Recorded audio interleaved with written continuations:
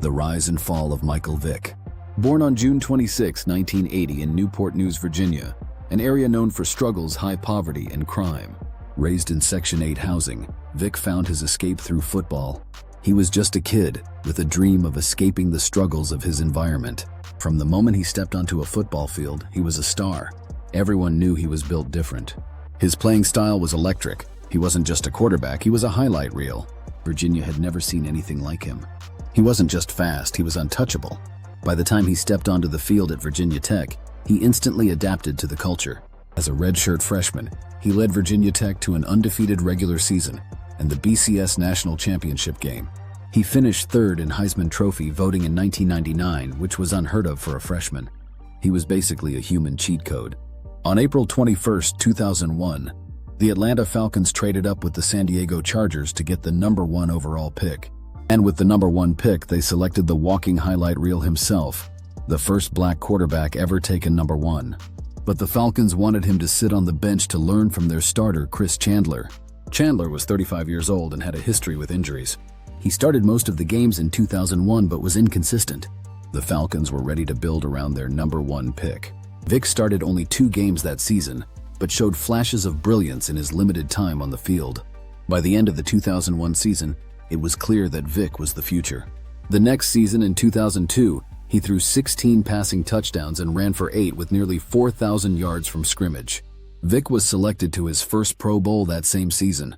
He led the Falcons to a 9-6-1 record and a wild-card playoff game against the Green Bay Packers at Lambeau Field. And he won. It surprised the entire NFL and everyone watching at home. But unfortunately, they lost in the divisional round to the Eagles, and Vick knew he'd be back. In December of 2004, right before the playoffs, the Falcons wanted to fully secure their franchise star.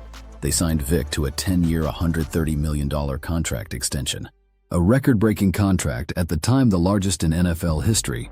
He eventually led the Falcons to the NFC Championship game on January 23, 2005, but once again he unfortunately lost to the Eagles. The Philadelphia Eagles were Michael Vick's kryptonite, and years later, his unexpected savior. But behind the scenes, Michael Vick was living a dangerous double life. In 2007, federal agents raided a property he owned and uncovered something shocking. A brutal dogfighting operation called Bad News Kennels. Investigators found evidence of animal cruelty, killings, and torture. Vick was indicted on felony charges. The NFL suspended him indefinitely. Sponsors dropped him. Public opinion turned instantly. Vick stood in a courtroom and was sentenced to 23 months in federal prison. In a matter of months, he went from the face of the NFL to a convicted felon. He was released in 2009 and the Philadelphia Eagles offered him a second chance. And in 2010, Vick took full advantage of the opportunity with one of the greatest comeback seasons in NFL history. He made the playoffs with the Eagles and was named NFL Comeback Player of the Year. He later retired with over 6,000 rushing yards, the most ever for a quarterback at the time, and over 22,000 passing yards. Vick went from being the face of the league to a federal prison cell, and then back on top once again. He publicly spoke out against dogfighting, calling his actions inexcusable. He didn't hide from his past, he used it to become better. None of us know who we are until we fail. They say every man is defined by his reaction to any given situation. Well, who would you want to define you? Someone else or yourself? Nipsey Hussle. In the end, this story isn't just about football. It's about learning from your mistakes and choosing to become a better person. Every setback teaches you something.